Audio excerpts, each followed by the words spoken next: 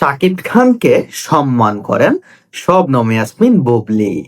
ভালোবাসার জায়গাটা আগের মতোই রয়েছে, শুধু তাদের মধ্যে তৈরি হয়েছে দূরত্বটা।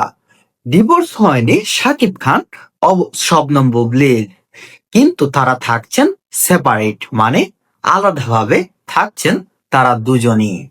ডিভোর্সের বন্ধনে এখনো আবদ্ধ হয়নি শবনম বুবলী। এতে বোঝা যাচ্ছে শাকিব খানের লিগ্যালিটি ওয়াইফ হিসাবে শবনম বুবলী এখনো আছেন। যেহেতু বাচ্চার মুখের দিকে তাকিয়ে শবনম বুবলী আর শাকিব খান আবার উপবিশ্বাসের মতো ভুল করতে চায় না। তারা চায় তাদের সম্পর্কটা ঠিক জায়গায় থাকুক, শুধু তাদের মধ্যে সৃষ্টি হয়েছে দূরত্বটা।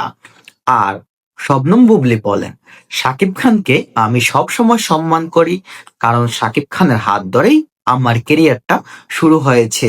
আমার ফ্যামিলির প্রত্যেকটা মানুষ শাকিব খানকে খুব বেশি সম্মান এবং মর্যাদার চোখে দেখেন।